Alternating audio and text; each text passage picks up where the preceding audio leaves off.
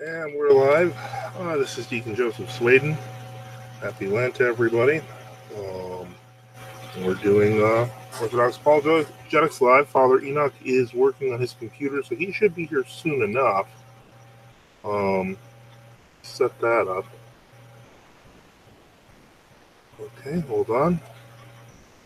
Just have to mute here. We haven't done a show in a little bit, so part of this is making sure that we're doing a show, and we're still keeping things going on, keeping things active. So, not much new. The NFTU community, not just that, but we definitely, I definitely want to start doing something along the lines of a funding drive. Hello, and hello to everyone listening, and good evening to all. But in any case, that's something that definitely want to look at. As always, the purpose of the show is to answer questions. Not just about answering questions to help with the faith, but also answering heterodox of all stripes when we get a chance to. There hasn't been too much activity in that as of late. Mostly, I would say that we've spent it's Lent. Whenever it is Great Lent, of course, the demons bug us and make life more difficult, and so it's a given that things just don't go easy during Lent because, well, it's Lent. It's the 40 days. Christ was in the desert. It leads up to the death and resurrection of our Lord. It's a given that it's going to have this effect. Hello to all again. And so that's really what it comes down to. Yeah, I saw the rifle. I did see that the new Diamond Brother attack. I haven't had a chance to watch the video. A lot of people said it was kind of awful. Hello. And the point is, we will respond to it. We've responded to the Diamond Brothers' last two videos. One person suggested that basically the phone call we did trying to challenge them to a debate was illegal. Libel is also illegal, but that hasn't stopped the Diamond Brothers. In any case, so telling the truth, I would think, is at least of arguable legality. We'll see. I'm sure that if they get desperate, they'll try to mass report us, which is fine. They can do that, but it's not going to change a thing because we're still going to challenge them, and we're going to challenge any heterodox who wants to challenge the Orthodox position. We found, again, we finally got, we had Eric Ibarra a while back, and we were able to answer him. But really, we can't find any other, Roman Catholic willing to argue, any papist willing to argue. No, it's okay. God save the Star Scooter asked, did you know they basically stole $1 million from someone? No, I didn't, and I feel very uncomfortable saying that. If that's, I'd have to, that would have to be verified before I even said that. That's accusing someone of theft is, I wouldn't do that. The point is, I can accuse them of being heretics, but I can't accuse them of being thieves with no evidence. So basically, what I was going to say was, there was a guy, the folks, some folks who always look for traditionalist Roman Catholics to argue with us before the person that they suggest a Great White Hope decides not to. Last one was a William Albrecht. I'm still waiting to hear a response. I sent over my email about 2 weeks ago.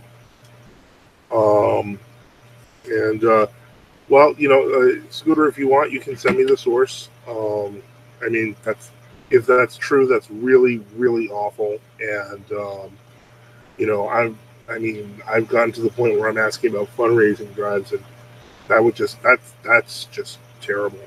I hope that that's really not the case. I have to really, really hope that, because for all their bad issues, being papist heretics, so on and so forth, they still claim to be monastics. And in Orthodoxy, even if a person's a heretic, we should still kind of respect the fact that they've taken up the monastic offices. That said, I mean, if that's the case, that's really corrupt. And it just, again, it's the worst part is that it makes I don't, not that I'm a fan of the generic Christianity term, but the point is it makes us all look bad. And the point is, if you're supposed to be these people who are supposedly defending the faith in some way, shape, or form, it makes your apologetics look bad. Of course, I would say that their apologetics looks bad anyway because they're cowards, but that's beside the point. The point is that they're, that's an awful thing to hear. And if they did steal $1 million from someone, I'm really surprised that they live in the trailer that they do. But maybe they want a bigger one. I don't know. Outside of that, not much else going on. As I mentioned, Father Enoch is working on building his computer. He may be online soon enough. If not, that's fine. I wasn't planning on doing a very long show today. I'm just here to answer questions, get back on the track. If anyone has any questions, no, you're not derailing anything, Scooter. I don't have anything to talk about because the truth of the matter is it has not been terribly active. We're in Lent. It's, this is where things just get messy. And because they get messy, things don't always work according to plan. I mean, this is my first show in a week and a half. Father Enoch, I think, will be here later, I hope. If he's not, I mean, he had to take he's had to do a lot of work at the monastery. And so I was actually just there a few days ago.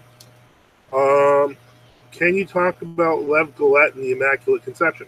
Well, yeah, sure, Scooter. The first thing, as I pointed out to you on Facebook, the first thing is that Father Lev Gillette, who people like to quote a lot as, this guy, he called himself a monk of the Eastern Church, but he's basically a really famous ecumenist. And many people suspected that, in fact, Father Lev was a Vatican spy. By using the pseudonym, he was able to imply, a monk of the Eastern Church could be from anywhere, could be from Mount Athos, so on and so forth. But the whole point was, it was to introduce a whole bunch of, kind of quasi-Roman Catholic teachings. Like, he basically would hold to the position, like, there's nothing holding back the Orthodox from, like, for example, the essay, the Immaculate Conception, he would say something to the effect of there's nothing technically holding back Orthodox from believing in the Immaculate Conception, and then he would imply, well, this father said this, and this father said that. And I mean, if we were to look at it, I mean, I read this article years ago, and we were just talking about this now, so the point is, I have to go to the section where he starts talking about fathers, but he begins to make a lot of,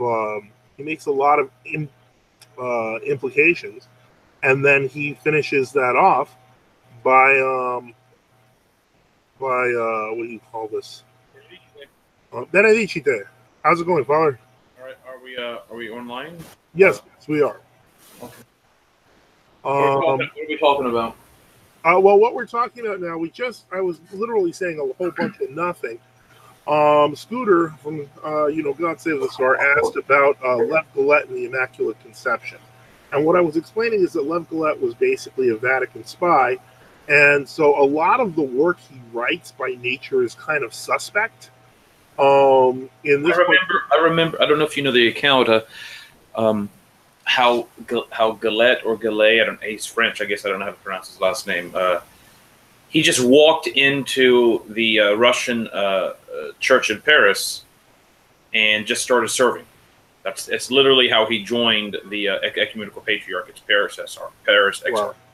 So he didn't even officially get received into the church, if you think about it. Yeah. Okay, anyway.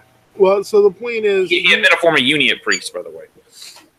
Yeah, and yeah, exactly. And so the point is, he was also assigned, a rule, not a rule, but he was given an assignment to create this sort of ecumenistic community of both Eastern and Western. And then so now, I think, wasn't he a teacher at the was he like associated at the St. Sergius Institute in the 40s or something like that? I believe he was associated with that group, with the Subornos publication.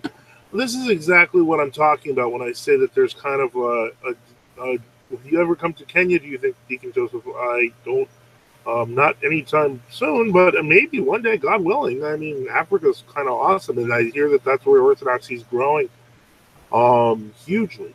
But now I want to get back to this, to give an example of the kind of things that, he writes. He'll be like, a contemporary and opponent of Photius, so I assume we're referring to St. Photius, the monk Theognostus, wrote in a homily for the Feast of the Dormition that Mary was conceived by, quote, a sanctifying action, ex arcis, from the beginning. It seems to me that this ex arcis exactly corresponds to the imprimo instanti of Roman theology. Now, granted, he's not using the full text. We don't know it, but what we do know is, because we cannot even see a full sentence of what Theognostus wrote, that you're effectively relying on the integrity of the author to assume that this is a teaching of the church.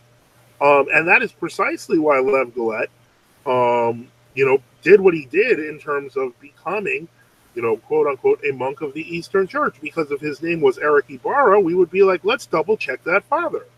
But of course, it's strange that all these people who write these controversial works to try to demonstrate something like Immaculate Conception, they seem to never wish to.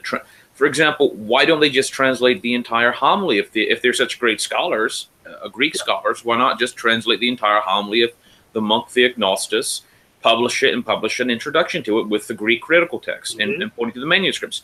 I mean, I've noticed this a great deal in these books and similar works, where you get like a little quote or half remark, and then there'll be like a quote or a half sentence, and then there'll be 2 or 3 pages of commentary on this without any context whatsoever. And we dealt with this with the St. Maximus the Confessor references at the very beginning. That's kind of what got us started. Remember, Father Joseph, 2 years ago, and it turned out not to be, an entirely taken out of context reference to getting a mandate from the emperor for a legal reason. So, and anyway, go ahead. Well, so Theognostus, by the way, like he does say, was the enemy of St. Photius. But anyway, the point is that it's easy if you take words, because you can find the term immaculate for the Theotokos all over the church's liturgical work. What this is doing is it's doing to patristics what other authors have attempted to do and failed with the liturgical work of the church, which is that they use the word immaculate and therefore say, well, this follows, it must mean that they're talking about the Immaculate Conception. What he's doing here is he's simply referring to points that are either temporally similar or at the conception and isolating the words, just like doing with the word immaculate. The point is, what we're not seeing is a single sentence coming from the fathers. And that's kind of how they do things, because they're not honest scholars. And that makes very little sense if one claims to be Orthodox and is Orthodox, but if one claims to be Orthodox dishonestly, as many assume the Father Lev Galet, that's how we get to the conclusions that we do. So let me see here. Did you hear about the Diamond Brothers supposedly robbing $1 million? Because Scooters mentioned that in the chat. I didn't hear anything like that. Is this a reference to something that happened like 2 or 3 years ago? No idea. I remember it is kind of gossipy, but a few years ago. Forget it. No, you see, the whole point was I was talking about how we try not to engage in slander. Yeah. And then Scooter asked me about that. It's just some issue about someone claimed they gave him this money, and then the person said, "Well, I thought you were this type of sedevacantists and not this." I mean, it's something that I really don't see the need in getting into it. It's just one of these. Okay, well, that's fine. I mean, maybe if it comes out into the news as a big story, we can talk about it, I guess. But Yeah, but if it's not coming out in the news, I thought this was like a news thing that suddenly happened. If they have a link, they can post it. I mean, so yeah, sure. Let me see. Is it fine to say that the Theotokos was purified at the Annunciation? Yeah, it's fine to say that. We don't have a defined time when she was purified. Well, the angel says thou hast been filled with grace. Yeah. I think is actually this translation. So, why can't there be stages of the purification? I suppose. Yeah, exactly. Stages where she was made progressively holier and holier over time. You know, so there's different theoretical ways to go about it, but the whole point is the idea that it's. We celebrate the conception of Saint John the Baptist. I don't know if somebody can pull up the liturgical text for the conception of Saint John the Baptist.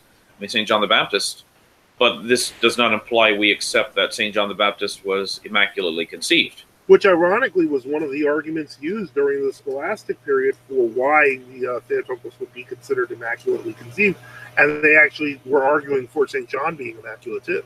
Oh wow! So, well, if they claim he was, I guess if the idea is that, even the prophet, I think the prophet Jeremiah is said to have been filled with the Holy Ghost from his mother's womb, or set of sanctified by God in the womb. Being sanctified in the womb it's still not the same as immaculate conception, whatever it is. Yeah. So is this just a question and answers show? Is that what we're doing here? We have. This is not a thematic program. We're going to be doing. I don't think I don't think we got to the theme because we haven't done a show in a while, so I figured we'd just throw that out there, and so. I didn't kind of set one up. I wasn't even sure you were going to make it until the very last minute. All right. Oh, no problem. But in any case, I hope that answers the question there, Scooter. That frankly, the fact there are certain people who got to hear both sides is not a valid argument, and Lev Gillette is unfortunately one of those. And so, what you need to do if you want to study these issues is you have to ask these people where are full translations of all the important material they're bringing forth. Yeah, not little half quotations. Well, and that was one of the things that happened today when I was discussing with Eric Ibarra. He was quoting off a single sentence in a letter of Saint Photius, which could be found.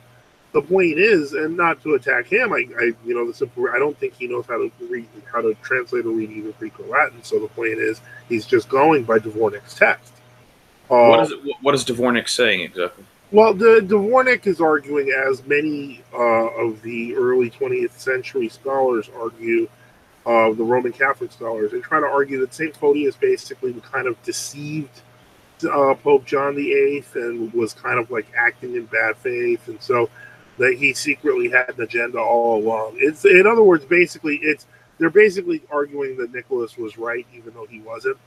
And so they try to kind of put down Photius. So they kind of imply that he really recognizes the massive authority of Rome in this one letter. And they quote a sentence from it, which doesn't say even what they claim it does. But the point is that from there they extrapolate that, he had been, his secret positions, where he was this ambitious, evil patriarch, and it's just there's so much under. I don't know if you've ever read. There was a 19th century English scholar named Jennings, M. Jennings. I might have seen. I think it was in 19th century, but anyway, I'm not defending everything he did because he was Anglican or wrote. But anyway, he wrote this very good. I thought it was very interesting analysis of the whole Photian controversy. If we're just from an objective point of view, in which the Roman Catholic side posits things like Saint Photius knows he's condemned, but then he takes the bull of condemnation and then he rewrites it and sends it back to the Pope as a way of they were claiming he was trying to gaslight the Pope, you didn't really condemn me, did you? and Jennings is like, this man must have been either been the most insane, if he actually did this, which he didn't. He's either the most insane person or the most audacious person. All right, but neither of them actually stand up to scrutiny if you actually look at it. But in Theognostus, he referenced recently, remember, he was one of the partisans of St. Ignatius, and Jennings and others point out that when Ignatius kind of got put out of power, he went to Rome and he basically lied about St. Photius, about everything. One of the reasons that there was such, I don't know if you agree with this or not, but one of the reasons I think there was such a negative view was that basically all of St. Photius' political enemies just left Constantinople, went to Rome, and they basically effectively took it over for all intents and purposes. Well, I think it's a tenable theory. And as a result, people like Nicholas and others who may have been wanting to do whatever, simply can take advantage of these. I mean, it's a confluence of when you have many bad actors who kind of work together. Yeah. And they all kind of unite, even if they don't really care about their real ideological basis. They just kind of unite just to attack their enemies. That's kind of what I think happened to Saint Photius. So. Yeah, and unfortunately, basically the Roman position is trying to rehabilitate his enemies. Well, though Ivo Chartres, interestingly, he was a kind of a Hildebrandian of sorts. He, in fact, quotes the canon or part of the canon or decree from the 879 Council. All right, in an attempt to, I guess, shore up papal power or whatever, as such. Which kind of interestingly, I know Dvorak talks about that, but that goes to the point of showing that at least during up until like say 1100 or so, there was this general acceptance in Rome to some extent of the 879 Council, and I know we were talking about that earlier. So. Now, in between names asks, who is Ambrose von Sievers, Archbishops of the Goth? High Timer, actually one of Timer's first weird groups. We dealt with this to some degree. Basically, he was part of something called the Special German Deanery under Rochor, under Archbishop Mark of Berlin. He holds to, besides some kind of semi-Nazi views, he also believes in things like polygamy. That's a recent thing, though. Yeah, that's more recent. The whole polygamy thing that's a new thing. Yeah, it's one of the more wacky ones. So in any case, I hope that answers that question. So Immaculate Conception is as if she was born without any original sin, while we say she was purified, but don't dogmatize the second she was purified. I think the Immaculate Conception, as I understand it, they describe it in such a specific way that it's a one-time specific event that occurred to the Theotokos at the moment at her conception. That's the dogma. There is no... The concept is that the merits or the grace of Christ on the cross were applied to the Theotokos, so that when she came into existence, there was never a point in her existence in which she had original sin or any type of sin. Right. So the power of the cross was applied to her, before her existence, Yeah. Let me see here. Hold on, where that came from. Somebody had asked, do you have a source for the polygamy thing? It's that was where. Hold on, let me see here. I'm going to quickly just try to see if I can. From the Vyacheslav Group website. Yeah, it was from the Vyacheslav Group website, and I'm trying to check that to find. Oh, maybe they took it off. Maybe they got embarrassed or something. That would be pretty funny. And still be good. Yeah. But I mean, if you got to embarrass people to doing the right thing, that's still, Yeah. Let me see. Okay. Well, it looks so far so good. So maybe we did do it. Maybe it worked out. Let me see here. Just finishing quickly checking. Let me see. One more thing, and then we will.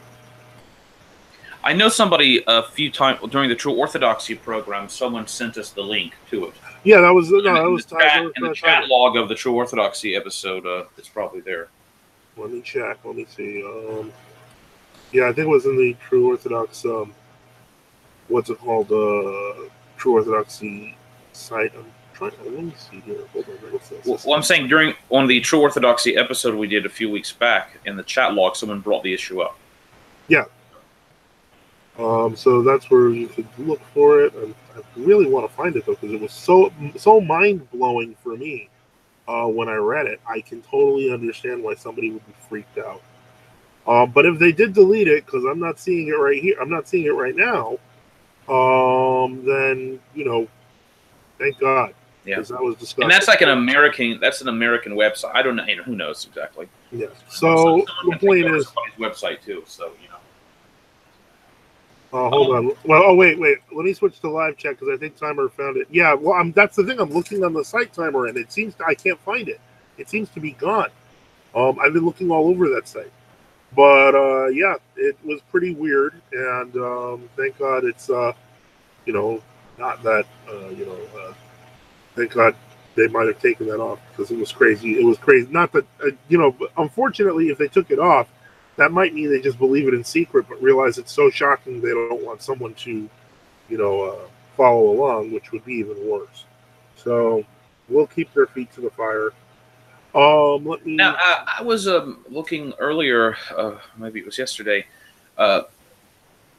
The question. Well, no, I'll save this for later. Do we have any more questions in the chat? Well, African Orthodox channel asks, Father, will you do a show? Will you do shows on triadology?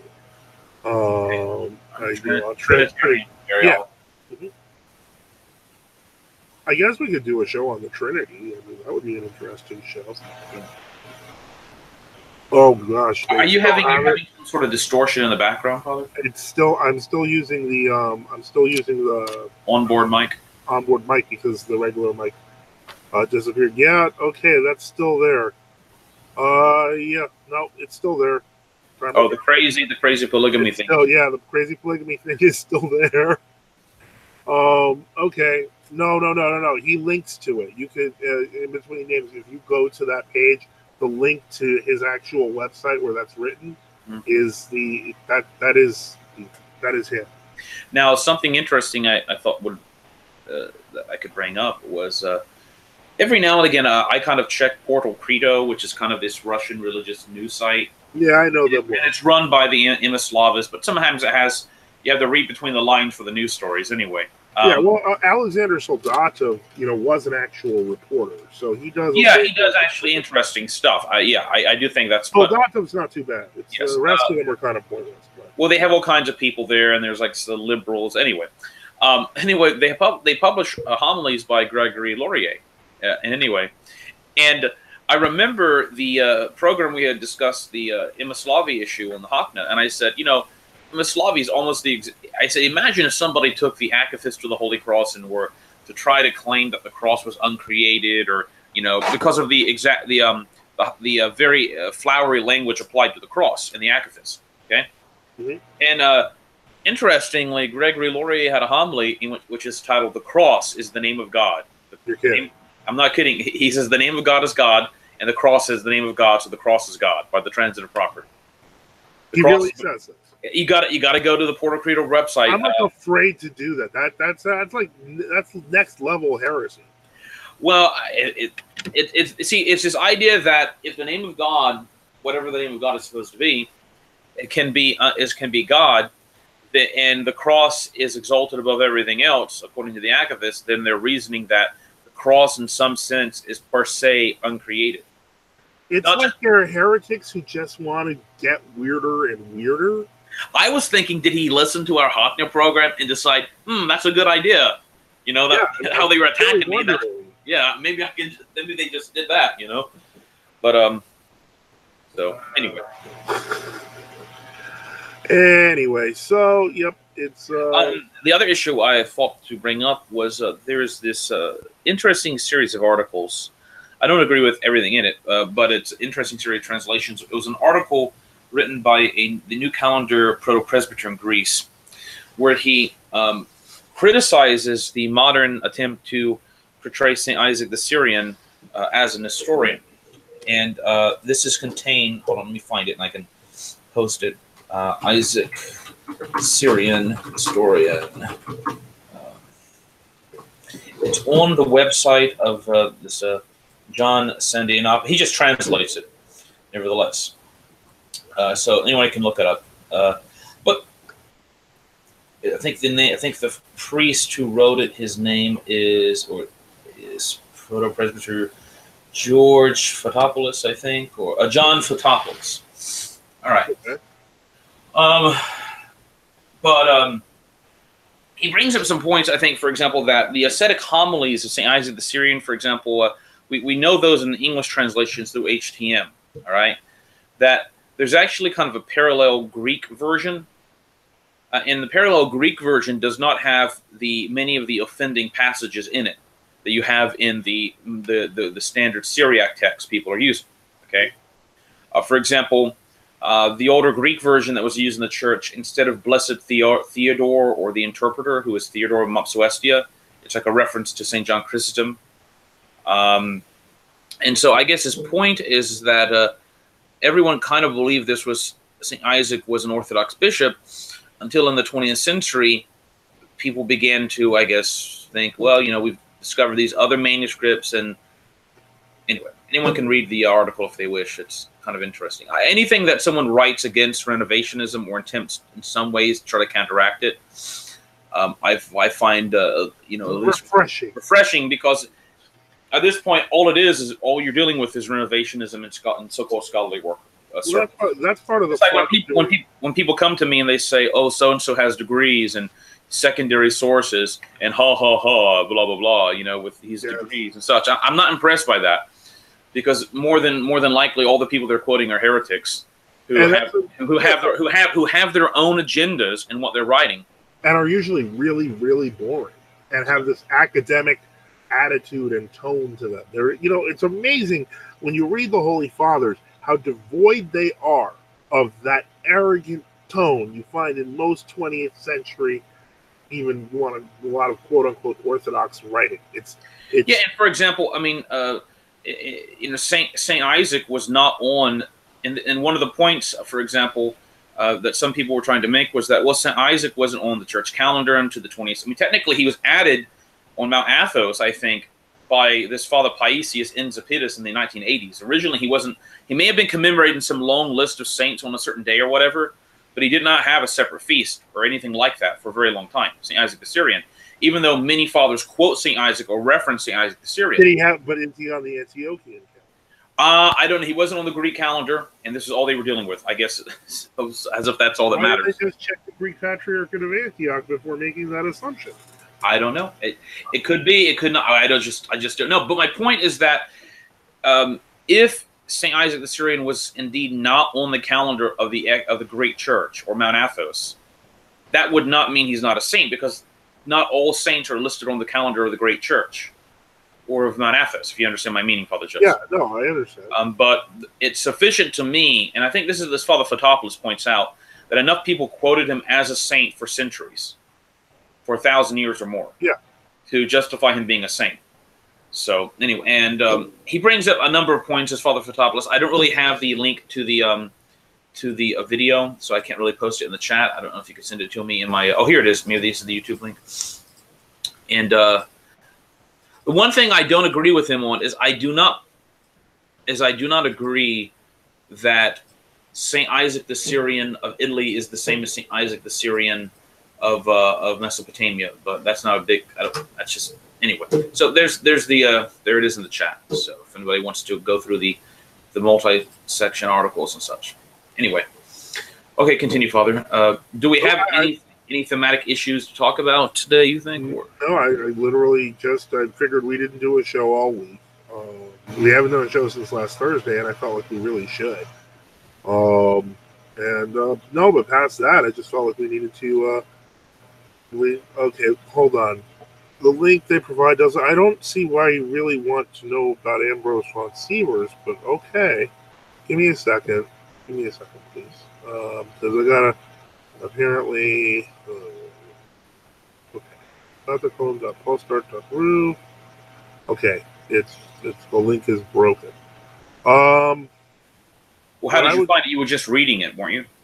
Well, no. This is the where it came from. But the point is, the Russian website is down. So in this particular case, you have to go to Internet Archive, where you can see. If I remember correctly, this is the website that has the Nazi logo. Hold on. Let me see here. Invalid or no response from Elasticsearch. Okay, so I'm not sure if there is a Russian version of Internet Archive. If there is, that would be the best way to go. I have no reason to believe that they're lying, simply because of the fact that, frankly, Alexei Minneapolis isn't that. Well, he's not that thick of a writer, and so my guess is this was simply copied material. In any case, but I'm not sure. Are you being like, I don't know? Are you being accosted by Ambrose von Sievers or something in between names? I mean, is he bothering you on Facebook? I don't understand why. I mean, I can do the best we can, but the point is, I don't think he's, really. I don't even know. I think it's questionable he's in the church, unless he's come out and said he's denying all this. And yeah, definitely we have a responsibility to apologize. But I don't know. Let me see here. So I'm clicking the link that you got here, Father. This John Senadopoulos. John Senadopoulos. Well, this is not his writing. He's translated this Father Fotopoulos' writing. Oh, okay. Let me see here. Okay, so that's interesting. Let's see here. Okay. For example, the modern attempt. If you go to part 3. Mm-hmm. It says irreverent chatter regarding the person of St. Isaac the Syrian. And Father Fotopoulos says, now let us turn to the book of Alphaeus, because a lot of this is by Hilarion Alphaeus, the second in charge of the Moscow Patriarch, effectively. And it says Western researchers studied the Nestorian Book of Chastity, which refers to someone named Isaac who was born in Bayat Katre, on the western shore of the Persian Gulf, and was ordained by the Nestorian Gevergis as Bishop of Nineveh around 660. After 5 months, he resigned for unknown reasons and became an ascetic on Mount Matot. After he went to Shabor Monastery, where he died blind from much reading. He had written some books on the Anchorage life. After this awesome quote-unquote discovery, the researchers concluded that this was the Abba Isaac we are familiar with. With great ease, Alphaeus despises all the existing elements of the Orthodox life of St. Isaac. All right? A, his place of origin is Nineveh of Edessa in Mesopotamia and not Qatar. B, the time of his birth is estimated to be 100 years earlier. C, the narrative about what caused him to resign in his immediate departure he calls a legend. D, the place of his asceticism was an ascete and not Shabbat monastery. He creates myths about the reasons for his ordination and resignation for the episcopal office. That's what Alphaeus does. For the most part, Alphaeus considers the Nestorian historiography to be fully reliable, while the Orthodox information is considered fabulous and incomplete.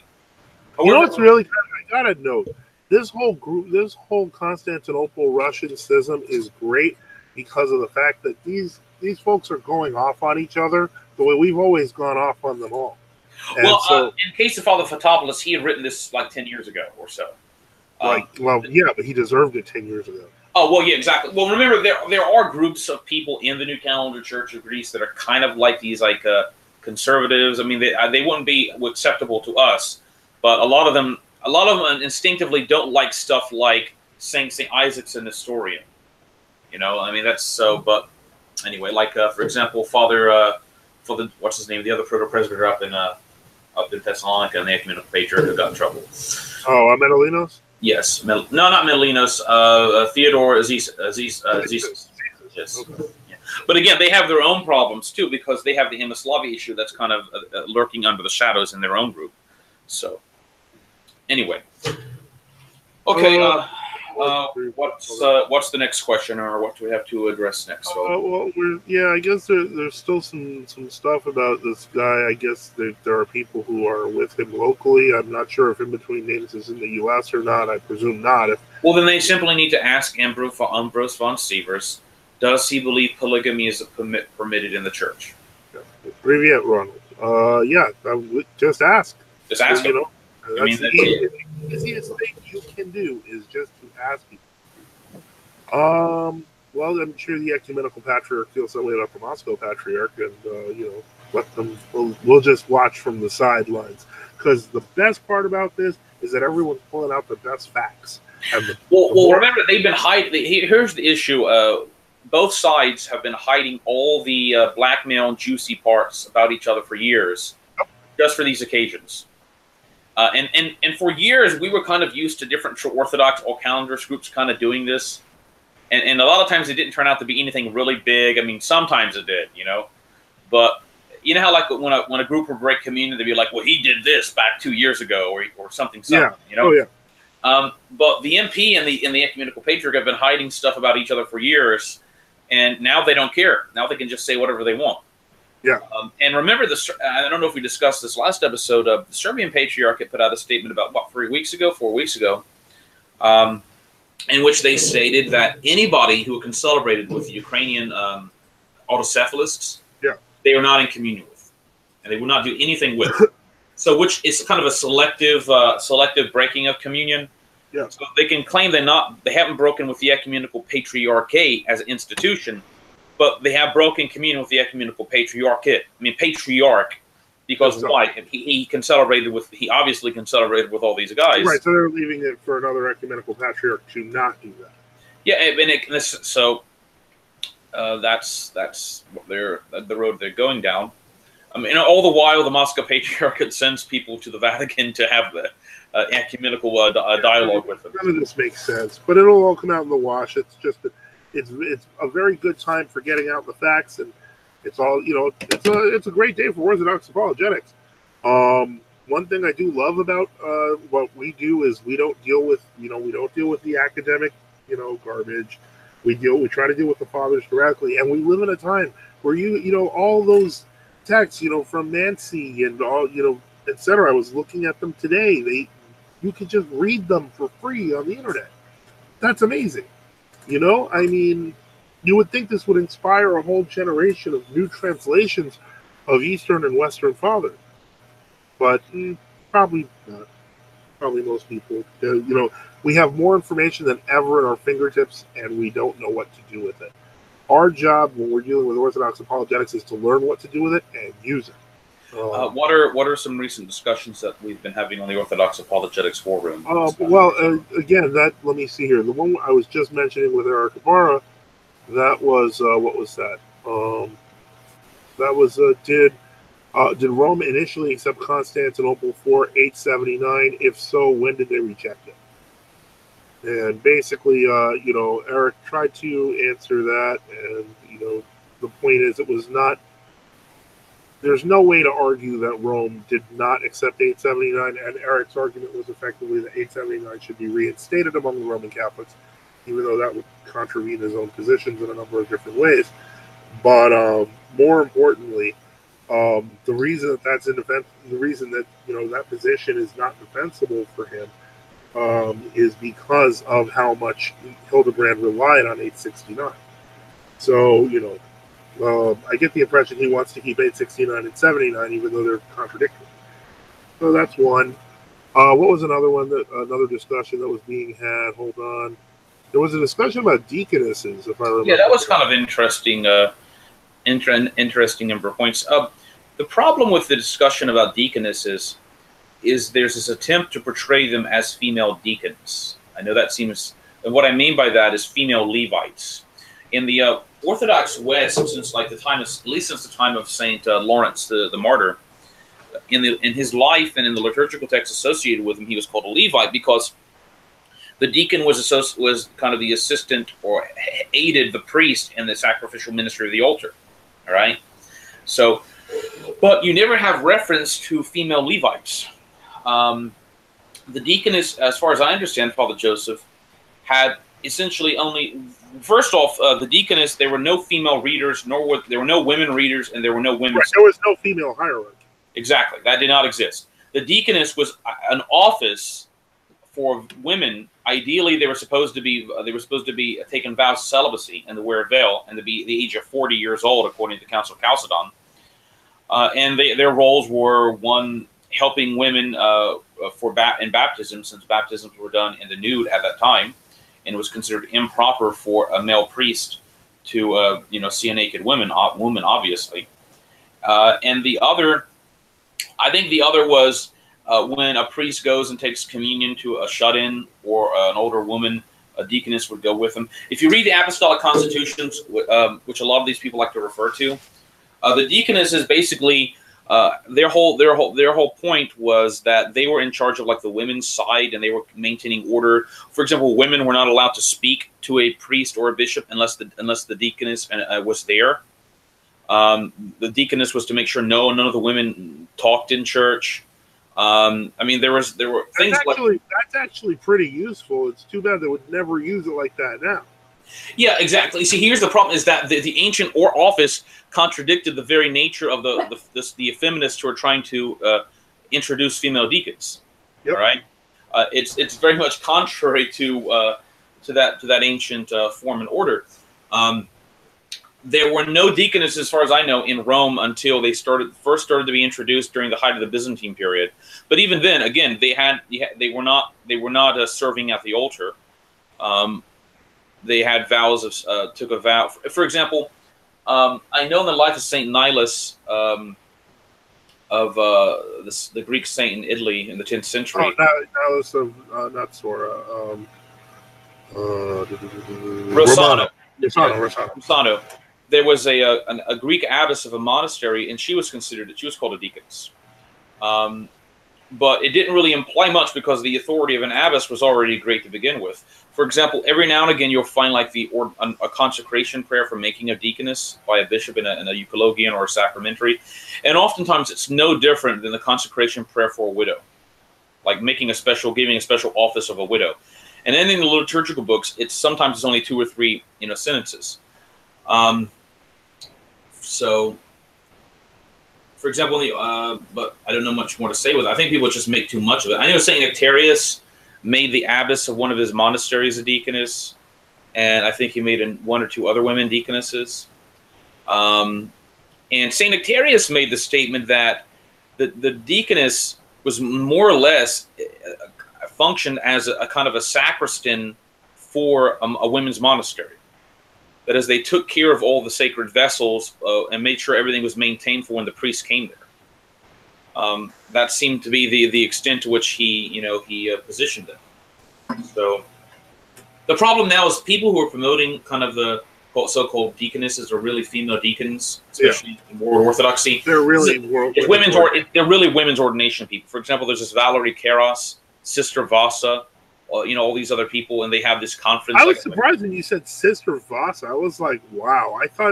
She's been out there and she's kind of ecumenistic and stuff. I mean, she was trained by Robert Taft, but I was not expecting her. Yeah, they're all into this stuff. This is all feminazism entering. Yeah, I mean, it's all a cover for trying to get women priests. I mean, it's not going to happen to true orthodoxy. But it's all a cover for trying to get it introduced into things like the OCA or they already have the altar girls now. Yeah, I mean they had women readers, and I mean I think they actually made some women read. Years ago I was told about this. They made women readers in the OCA in one place. It was a controversy. Now, in fact, it's more controversial to have made women readers than to have just taken the old service of deaconess. I'll tell you why. Because when you make if you make a reader. One of the things the bishop says to the reader at the end of the service is, "My son, thou hast received the first degree of the priesthood." Okay? So, when Theodosius or Herman, I can't remember which one, the OCA Metropolitan, when he made a woman, I think maybe it was Antiochian bishop, when they made the woman reader, he said, "My daughter, thou hast received the first degree of the priesthood." What? So, that's actually more, do you see how the point... Introducing women into the minor orders. In fact, actually causes a greater problem than actually having essentially the nun deaconess. That's essentially what it was. Wow. So, but they'll continue with that, I think, and we'll see where that goes. All right, let's see here. What else we've got here? I'm looking through. Someone posted a question about atheism is natural. A lot of atheists teaching this. Well, yeah, I think that was actually reported. I actually unreported it because he was actually trying to argue against that. But the meme itself looked really terrifying, and I think that's why people reported it. That's unfortunately this is what they're trying to push now. That children will naturally be atheists. No, children will naturally be curious and wondering what the world is around them. It's the answers we give that help determine which way they're going to believe. And so a naturalistic atheist, upon asking, why am I here? Why is this here? Who made this? Is going to answer with the most atheistic answer they can. They will have effectively poisoned that kid. So, in any case, that's I think that's I think it was kind of like, it's unfortunate, but of course, the naturalistic atheists that he was arguing with would have none of that. They were just absolutely adamant, and I think what he was looking for was he was looking for help on a group like that. I don't mind debating atheists, but I hate dealing with hundreds of them, because they just sound, it's like dealing with hundreds of Protestants or any other group that's kind of ignorant and doesn't care about the truth. Not the Protestants don't care about the truth; they care a little bit, somewhat. They're not as bad as the atheists. But the point is that you're dealing with a mob of people like that. You're not going to get a word in edgewise, because you're just literally going to be bombarded with the exact same thing. Here's a question we've had asked several times before, and I don't fault people for bringing it up again, but it's, besides St. Gregory Palamas, which church fathers and what works specifically written by said fathers and councils teach the essence-energy distinction?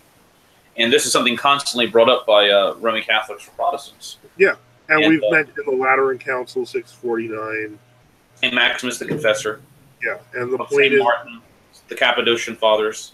and this seems to just be, and they'll be like, and it just kind of flies over their heads and they forget all about it later.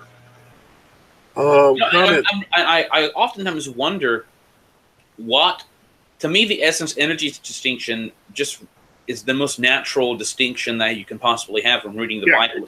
Because otherwise you're going, exactly, because otherwise if you were to interpret St. Peter in his epistle, when St. Peter says we're partakers of the divine nature, if you're not to understand a distinction, a real distinction, without composition and essence and God's essence and his energies, then it's going to lead you to some form of heresy and pantheism.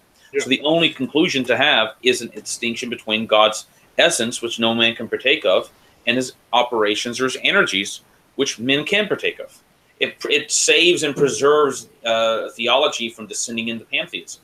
And it's ironic because people accuse St. Gregory Palamas and the Fathers of teaching a form of pantheism by maintaining the distinction that saves the church from teaching pantheism. So, how can we know ecumenical councils are infallible the same way the scriptures are, Father Joseph? I thought that question was kind of, I thought it was kind of silly, because ecumenical councils and scriptures are not the same thing. So you wouldn't look at them in the same way. But we do know that the experience of the church receives these councils, and so that they become affirmed by later councils and eventually by the entire church. Mm-hmm. It's that sense of today. And now one could say that that's kind of what's also done with the scriptures. I would argue that they had a sense of the scriptures, but yeah, they did have to eventually canonize it anyway. Yeah, and in the Canon of Scripture program, and of course, for those who don't understand, I'm reading off of the Apologetics War Room, asking questions. Yeah, I feel like I'm getting quizzed. I'm like, I haven't been on the War Room in a while, except for today. Yeah. But, remember, for example, when the Fifth Ecumenical Council was introduced, that took about 100 years until all the different churches accepted all the parts of that. Yeah. And for example, look at the Book of Revelation. It was Father, I'm going to step out for a second. I'll be right back. Yeah. So you can look at the Book of Revelation. It wasn't until the 400s that all the different churches accepted that. And even in the lecture, I think there's somewhat of an argument, I don't know if it's how accurate it is, that the Byzantine lectionary, as far as I understand, does not have a reading for the Book of Apocalypse or Revelation. And so one argument is that that could be simply because the Book of Apocalypse is just considered so complicated, they don't really want to get into debates about it by reading it in church. But the other could be that the lectionary was established at such an early date in the various Eastern lectionaries that it was never, put in there because it had not, this question of the canonicity of the Book of Revelation had not entirely been settled in all parts of the church. As for councils, there's different levels of acceptance of ecumenical councils. Again, like I mentioned, for example, when the Fifth Ecumenical Council was proclaimed, it met with resistance not just in Italy, Spain, France, and North Africa, but also in parts of Greece and in some of the other Eastern Patriarchates. Now, by the time of as I understand it, by the time of the 580s or about 590s, it had gained much wider acceptance, and even places that did not want to call it ecumenical. They did not want to call the Second Council of Constantinople in the 550s, quote-unquote, ecumenical. They did accede to its dogmatic decrees, for example, condemning Origenism. And they did not, for example, there were various North African churches which objected to parts of the Fifth Ecumenical Council, but yet they never broke communion with, let's say, Constantinople or Rome or Jerusalem over it. And if you read the epistles of St. Gregory the Great, St. Gregory Dialogus, who was the Bishop of Rome in the 590s, I think he reposed in 604, a large portion of his epistles are trying to convince various churches to fully accept and to reckon as an ecumenical council the Fifth Ecumenical Council. For example, he writes to the Lombards. There was something called the Istrian Schism, which was originally composed of most of northern Italy, parts of the Dalmatian coast. That they didn't just say they weren't going to recognize the Council of Ecumenical. They simply broke away from everybody else who would call it ecumenical. And so a large portion of St. Gregory the Great's ministry was simply trying to defend the ecumenicity of the Fifth Ecumenical Council. And I believe in his, I'm trying to think, I think his letter to Theodelinda, who was, I think, Queen of the Lombards. I think it's either that letter or maybe one of his letters to one of the patriarchs, either the Patriarch of Antioch, Alexander Antioch. St. Gregory says that he venerates the first four councils as the four Gospels, and he venerates the fifth council as the Book of Acts. It's kind of like the interpretation, the ongoing life of what was worked out in the Gospels. But that's an example. And notice, however, that no one simply accepted the Fifth Ecumenical Council just because the Pope said they had to accept it. All right? If they had had such a view of papal supremacy that, well, the Pope ratifies the Council, therefore that's what determines ecumenicity, then there would have been no dispute about the Fifth Ecumenical Council in North Africa or in northern Italy to begin with. So obviously, they did not hold a view that the ratification by the papacy was the deciding factor in what determined the ecumenicity of the council. Are you there, Father Joseph? Yeah, I'm here. So I was just bringing up the fact that the argument that the ratification by the Pope, the Bishop of Rome, or the Roman Church somehow determines is the final determining factor in the ecumenicity of a council is fallacious, because if you look at the Fifth Ecumenical Council, just because the Pope said it's an ecumenical council and ratified it, a lot of people still rejected it for some time. So it was not in the milieu of thought, at least in many of these churches, that the ratification by the Roman bishop determined these things necessarily. Okay. Let me see here. Looking here, latest comments. Abdul Bakirad, hi brother, God bless from Aleppo, Syria. Thank you. Zintanon, awesome video. This is about the Ark of Bar video. Your mutual respect for each other is amazing. I hope someday Ark converts to Holy Orthodoxy. Related, Sean Ridlin asks, how long before Ibarra becomes Orthodox? The problem with Eric is that he's the last man standing. And what I mean by that is that we have tried to reach out to various papists of every stripe, and they won't debate us. They won't debate us because the facts aren't on their side. But the simple reality is, because he's in this kind of position where he's the only one willing to argue with the Orthodox, whether or not he does it well, I think it has an effect on him psychologically. So I would say when more people stop relying on Orthodox apologists and start defending the faith themselves to him directly, maybe he'll start to realize that there's no point in this, because for a lot of it, it's preying on the psychological weakness of individuals. And if you're not, my view, as I've said before, it takes a certain type.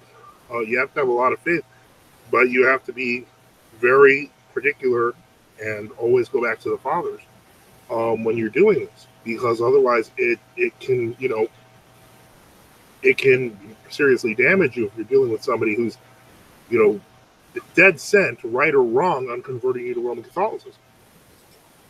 So that's something to consider. I don't know, Father, did you want me to add it to? No, that's good. Let's see here. It is a bit rich how the MP side talks about the ecumenism of the EP while themselves, the MP itself, being full members of the WCC. Yeah, that's true. In the old calendar, Greece Independence Day is 3 days ahead. Okay. Yeah, Sean Ridlin, most of the TradCat concerns are bioethics, and if they go Orthodox, they lose that. It has never been about the distinction, my dudes. It's about the nature of the relationship. Gonna have to elaborate on that. I don't know what that is. Good. Please elaborate, CS. Sean Ridlin, can women read without ordination? No, yeah. They should not be reading the epistle, though, Father Joseph. No, not the epistle, but I'm saying they can read the Psalms. Oh, in a convent, right? Well, what about in a house? Oh, you mean like in a private chapel, like a prayer? Right, or like if the priest is alone doing Vespers, and his wife is the only one there, yeah, sure, she can read. Well, I guess if have you seen that before done? Yeah.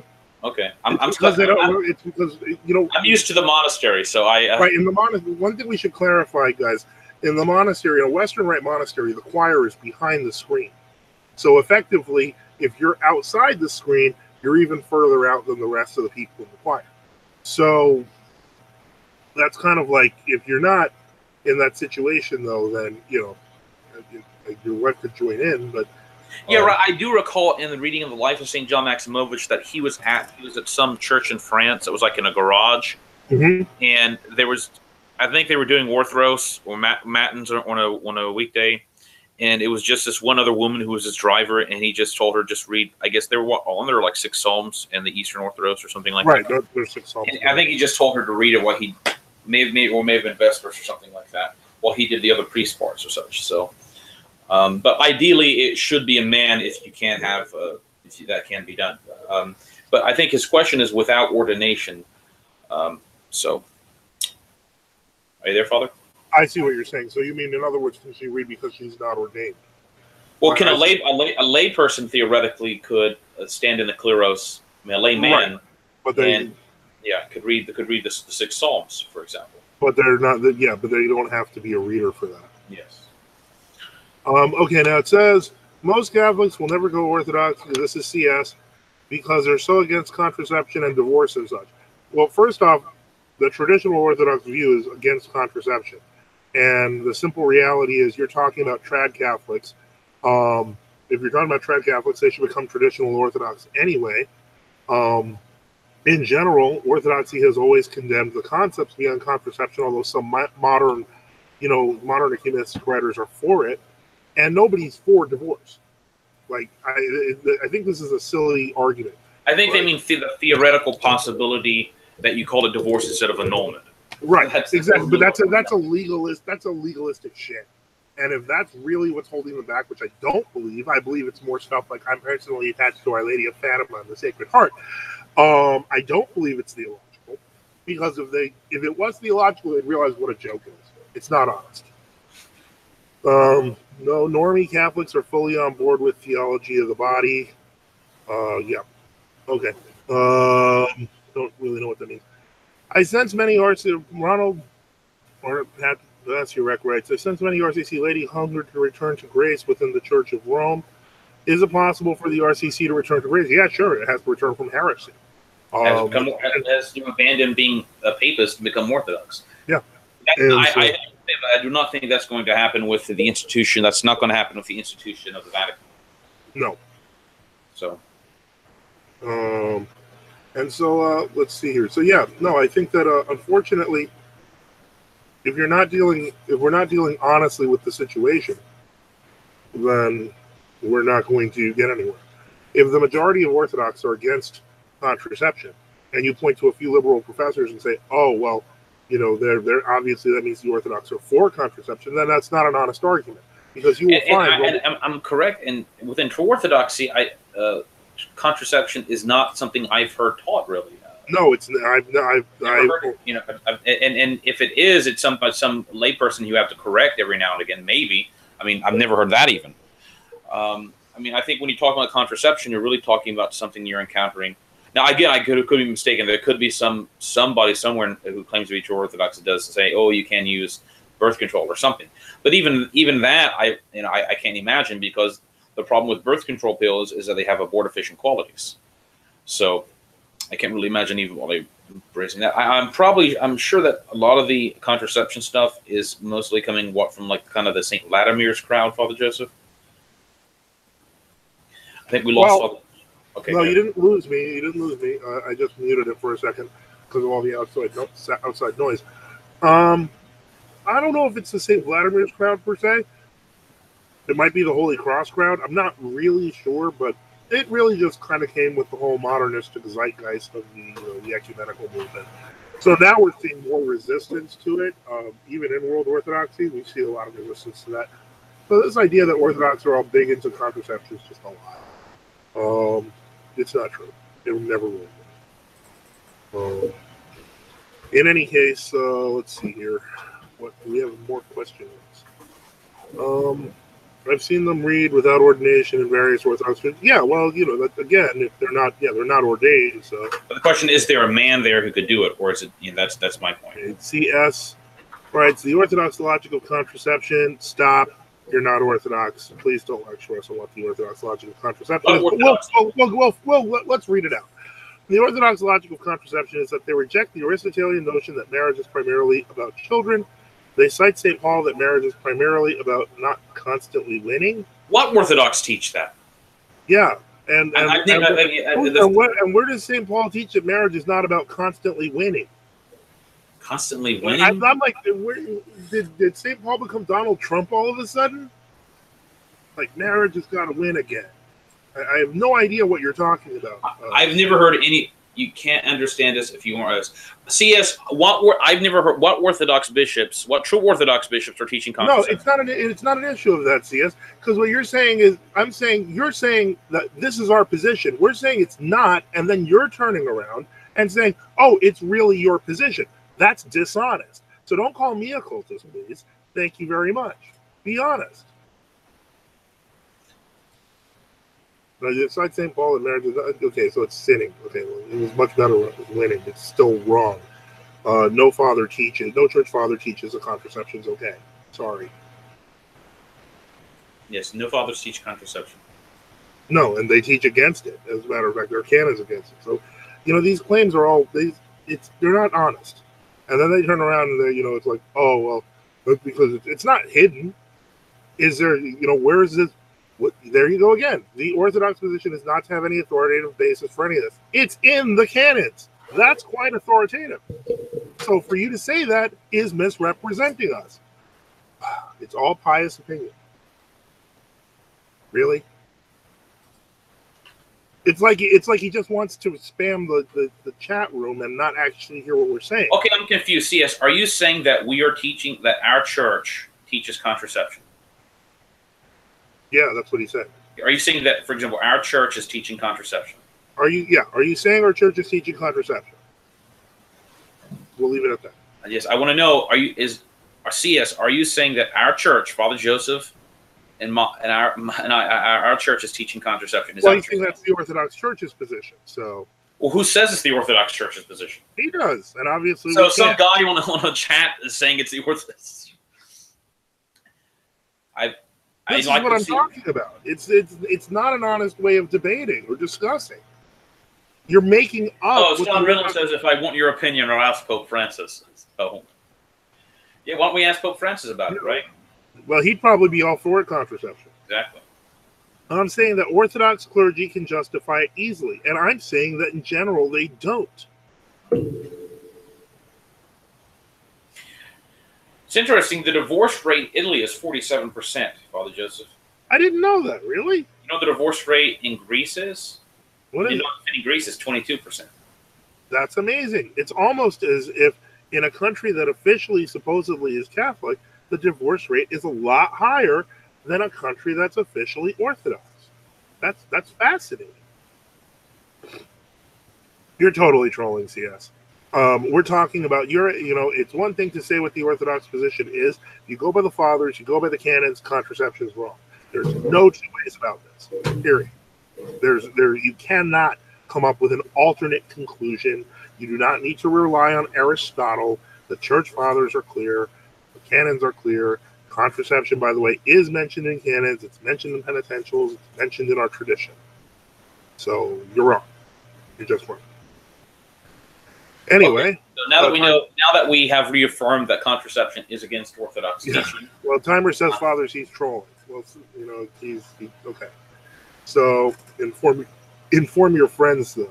I don't know what friends do we don't have friends. We're in apologetics, man. Everyone hates us. Oh, yeah. Being a contrarian to be contrarian is trolling. Oh, okay, fair timer. All right. I have a plate of delicious shrimp and Chinese vegetables in front of me, and so if there are no questions, I mean, I'm staring at it lovingly. And slander, LOL. Who gets to decide who the true Orthodox are? Well, not you, since you're a Roman Catholic. So since we've gone there, in any case. All right, I guess we're done tonight. There's really no. Yeah, we need a topic. We'll get a topic, and then we will begin to deal with, we'll deal with, your questions, your answers, and even your trolling. We appreciate all of it. I'm pretty sure you mentioned being okay. I'm not going to argue. All right, everyone, have a good night. We'll do this again next week, and hopefully, once again, a much more organized fashion. Benedicite. Benedicite.